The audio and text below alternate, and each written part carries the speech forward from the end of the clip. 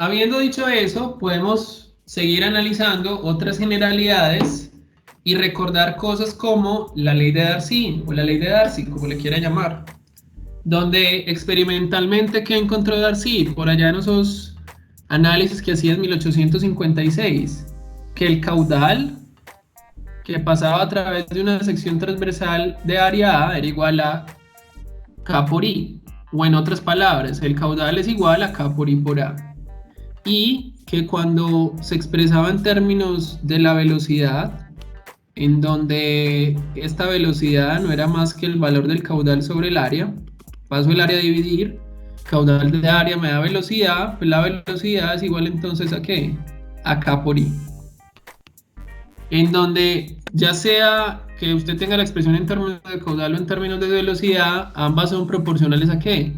A la existencia de lo que nosotros llamamos el gradiente hidráulico. Que el gradiente hidráulico, ¿cómo está definido? ¿Quién lo recuerda?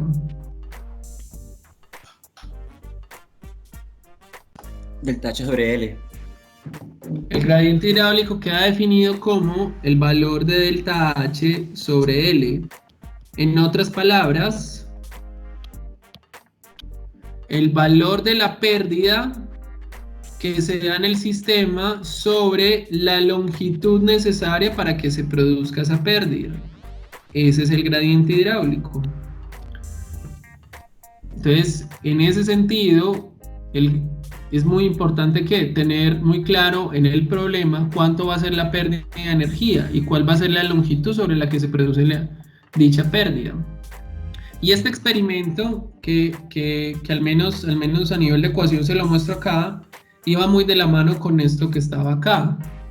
Que era importante de cara y que siempre va a ser importante, muchachos, para los problemas de flujo. No lo vaya a olvidar. Siempre es necesario que establecer un nivel de referencia. De manera tal que a partir de ese nivel de referencia usted siempre pueda medir que el valor de la energía aguas arriba y el valor de la energía aguas abajo. En otras palabras, a partir del nivel de referencia usted pueda medir cuánta energía hay por donde entra el agua y cuánta energía hay por donde ¿qué? Por donde sale el agua. Eso siempre va a ser muy importante. Y en ese orden de ideas, si usted lo mira acá, la diferencia entre la energía aguas arriba y la energía aguas abajo me termina dando ¿qué? Me termina dando a mí el valor de la pérdida, que es esta que aparece acá. Y esa pérdida, para volverla un gradiente, pues debe dividirse sobre ¿qué? Sobre la longitud de la muestra. En otras palabras, si yo tengo esa arena fina que aparece ahí, yo sé que un punto A, que está antes de que comience el tránsito del agua sobre la arena, va a experimentar una energía 1 y un punto B, después de que salga de la muestra de suelo, va a experimentar ¿qué? Una energía H2. Por lo tanto, cuando el agua va de A a B sobre esta longitud, se comió ¿qué? Esta energía delta H. En otras palabras, ¿quién se come la pérdida? El suelo. ¿Y se la come a lo largo de qué? De su longitud. Es la pérdida la que se ve reflejada en el material. O en otras palabras, es el material quien le roba o quien se lleva esa energía para el sistema. Entonces, en ese sentido, eso valida que la existencia de lo que acabamos de decir, del gradiente delta H sobre L. Visto también como ¿qué? Visto también como una pendiente. Usted puede aquí tener delta H, que es esta Y, tiene esta L y el gradiente pues no sería más que la pendiente que habría entre esos dos puntos, entre A y B. Eso como tal es el gradiente hidráulico y por eso es importante valorarlo, porque depende mucho de la energía y depende también de la longitud sobre la que se produzca esa pérdida de energía. Y asimismo, a partir de eso, de ese montaje de Darcy, nosotros también podríamos entrar a definir, una componente conocida como la velocidad de descarga, que va en asocio de lo que acabamos de decir, va en asocio de la ley de Darcy, de la velocidad igual a K por I. ¿Por qué? Porque básicamente, desde el punto de vista experimental, lo que quiso hacer Darcy en su momento fue plantear una relación o determinar la velocidad de diferentes materiales cuando los sometía a una diferencia de cabezas. Originalmente el experimento de Darcy estaba dado ¿para qué? Para llevar agua de un punto A hacia un punto B. Entonces el punto A había más energía, en el punto B había menos energía. La intención de llevar agua del punto A al punto B era ¿qué? Era que esa agua fuera limpia para la comunidad donde vivía Darcy. Entonces, a partir de eso se crea que el primer acueducto, digamos, de la era moderna, por así decirlo. Los romanos ya tenían acueductos hace muchos años, pero en la era moderna se crea el primer sistema de filtros utilizando ¿qué? Un sistema de variación de cabezas, y esa fue como la tarea en la que se encomendó Darcy. Decir o encontrar cuáles materiales filtraban mejor el agua y la dejaban más pura cuando iba de un punto A a un punto B. ¿Qué significó eso básicamente? Básicamente significó que este montaje que usted está viendo en pantalla, Darcy no solamente lo hizo con arenas finas, Darcy lo hizo con arcillas, Darcy lo hizo con limos, Darcy lo hizo con suelos gruesos, Darcy lo hizo con arenas gruesas, con arenas sucias, con arenas limpias. ¿Con qué fin? Con el fin de encontrar una variación en este plano cartesiano que yo le muestro en pantalla. ¿A partir de qué? A partir de la variación de los gradientes, como se lo muestro acá en el eje X, y cuyo resultado iba a ser ¿qué? La velocidad en el eje Y. Entendido el gradiente como el delta H sobre L, y entendido la velocidad como el caudal o la división del caudal sobre el área. ¿Por qué fue interesante esto? Porque Darcy lo que propuso inicialmente fue que establecer una relación entre una variable independiente, como es el gradiente, y una relación entre una variable dependiente, como era la velocidad, lo que él quería determinar. Entonces, en ese orden de ideas, Darcy, al hacer ese montaje y variar los tipos de materiales, encontró tendencias como estas. Encontró, por ejemplo, que en el caso de los suelos finos, se encontraban tendencias que eran muy bajas, mientras que en el caso de los suelos gruesos se encontró en este plano cartesiano y encontró que las tendencias o las pendientes de esas líneas o de esas variaciones eran muy altas. En otras palabras, Darcy básicamente lo que encontró, que para el caso de los suelos finos, encontró que para valores de gradientes muy grandes, para I's que son significativamente grandes, esto en el caso de los suelos finos le producía que valores de velocidad que no necesariamente eran tan grandes. Esto es un I para un suelo fino y esta es una velocidad para un suelo fino. Y encontró que para el caso de los suelos gruesos, no necesariamente tenía que desarrollar mucho gradiente o un gradiente en un suelo grueso, no debía ser tan alto para desarrollar ¿qué? Muchísima velocidad, como aparece acá. Entonces, en ese orden de ideas, Darcy encontró algo muy interesante. Como a Darcy le interesaba la velocidad, le dijo, listo, si yo no necesito mucho gradiente para obtener mucha velocidad, quizás los suelos gruesos sean la mejor solución para mi problema de filtros, porque en el caso de los suelos finos necesitaré mucho gradiente para generar una velocidad importante, pero no llega a ser tan grande como en el caso de los suelos gruesos. Entonces, en ese sentido, Darcy encontró que plantear una relación entre el gradiente y la velocidad se reducía a mirar nada más y nada menos que cuál era la proporcionalidad que existía entre esas dos variables. Y dado que esas relaciones eran relativamente lineales, lo único que él hizo fue que proporcionar o determinar un coeficiente de proporcionalidad para la velocidad del gradiente. Y esa pendiente o ese coeficiente de proporcionalidad, ¿él cómo lo termina llamando? Él lo termina llamando la permeabilidad. Por lo tanto, cuando él habla de la permeabilidad, matemáticamente hablando es que es un coeficiente de proporcionalidad. En otras palabras, en el caso del suelo fino es una pendiente muy pequeña, mientras que en el caso del suelo grueso es una pendiente muy, muy grande. Es decir, para el suelo fino necesito desarrollar mucho gradiente para obtener algo de velocidad, mientras que en el caso del suelo grueso no necesito tanto gradiente para para obtener mucha velocidad. Ese fue matemáticamente el descubrimiento de Darcy. Y a partir de eso es que él pudo obtener ¿qué? La velocidad de descarga. Intrínsecamente ¿qué? Resolviendo su sistema para la permeabilidad.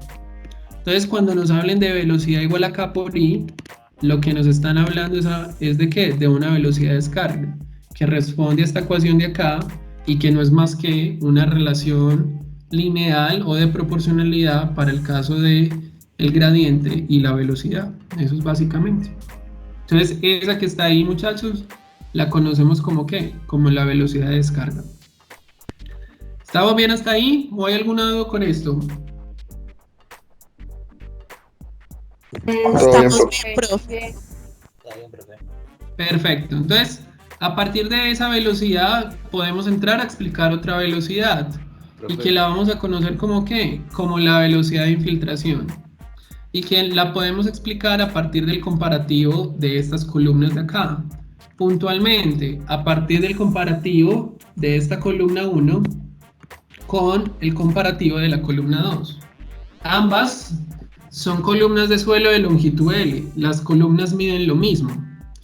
¿Quién me puede decir cuál sería la diferencia entre la columna 1 y la columna 2, sabiendo que tienen la misma longitud? En el suelo no tiene en cuenta el grano y en la otra sí. ¿Están de acuerdo con Juan? Juan dice, la columna 1 tiene presente lo que él llama el grano, No, o la partícula, ¿no? Cuando usted habla del grano, Juan, ¿de qué grano habla? ¿Del grano del granero o qué? Pues la partícula, la piedra, lo que hay. La partícula de material, y ahora por molestar. La porosidad. La relación de vacío, recorrido que hace la partícula agua, ¿no? Eso, entonces mire que son varias cosas que usted, las que está llegando de conclusión. Entonces mire que en el caso de la columna 1 tenemos un área roja, mientras que en la columna 2 hay un área azul. El área roja es completa, tiene en cuenta las partículas del material, mientras que el área azul ¿qué? Tiene en cuenta solamente los vacíos o los poros del material. ¿Eso qué le permitiría a usted? Le permitiría a usted, a partir de eso, plantear una relación entre la velocidad que se halla en la columna 2 y que vamos a denominar velocidad de infiltración con la velocidad de descarga que hallamos ¿qué? En la columna de color rojo. Entonces, a partir de eso que está ahí, usted puede venir a plantear ¿qué? Ley de continuidad y plantear una continuidad entre la columna 1 con la columna 2. En otras palabras, el caudal de la 1 debe ser igual al caudal de la 2. La K por I por A en la columna roja debe ser igual a K por I por A en la columna azul. ¿Con qué diferencia? Que en la columna 1 o en la columna roja utilizamos toda el área, mientras que en la columna 2 utilizamos ¿qué? El área correspondiente a ¿qué? A los vacíos. Si multiplicamos esas áreas por las longitudes, ¿qué obtenemos? Los volúmenes. En el caso de A por L obtenemos un volumen total que incluye los vacíos y los sólidos, y en el caso de AB por L, ¿qué obtenemos? Un volumen de vacíos. Y a partir de la reorganización de eso, lo rojo igual a lo azul, si pasamos a dividir este volumen rojo acá, obtenemos que volumen de vacío sobre volumen total, ¿qué nos da? La porosidad. Y que por lo tanto, si yo lo que quiero es obtener la velocidad en la columna azul o en la columna 2, ¿qué es lo único que tengo que hacer? Obtener la velocidad en la columna roja, que es la velocidad de descarga y que es igual a K por I, y dividirlo ¿por qué? Por el valor de la porosidad. Entonces ahí planteamos una diferencia entre aquello que es velocidad de descarga y lo que va a través de las tuberías o del agua como tal, o de los sistemas de agua, y la velocidad de infiltración, que es aquello que va ¿qué? A través del suelo y sobre el área de vacíos del material. De manera tal que usted puede llegar a esta conclusión, que la velocidad de infiltración sea mayor que la de descarga. ¿Por qué? Porque si yo tengo, por ejemplo, que mi velocidad de descarga es 1 metro por segundo y tengo que la permeabilidad de mi suelo es 0,33, 1 sobre 0,33 me da 3. En otras palabras, cuando estoy en el tubo, mi velocidad vale 1. Cuando estoy en el suelo, mi velocidad es el triple de lo que tengo por fuera. Si habláramos de una tercera columna, tendríamos que hablar de una componente que denominaríamos velocidad de infiltración real, que se diferencia de la columna 2 a través de ¿qué? De la longitud que recorre el agua. En el caso de la columna 2, la longitud es idealizada. Mire que es una línea recta. Mientras que en el caso de la columna 3, el agua se va a ir ¿por dónde? Por donde ella considere. Es una longitud real. Si esa longitud es mayor, la velocidad podría ser mayor. Y estaríamos hablando de una velocidad de infiltración real. ¿Cuál es el problema de esa velocidad de infiltración real? Que es difícil medirla, es difícil cuantificarla. Entonces ahí planteamos una diferencia entre las dos velocidades. Y eso nos permite llegar entonces a la última parte de esta primera sesión, en donde, de esta clase obviamente, ya vamos a ir a mirar otra cosa, en donde podemos entrar a definir ¿qué? La energía del fluido. Que la energía del fluido va a estar en función de ¿quién? De la ecuación de energía de Bernoulli, como aparece acá. ¿Y que es función de quién? De 3 componentes. Una componente de posición, una componente de presión y una cabeza de velocidad.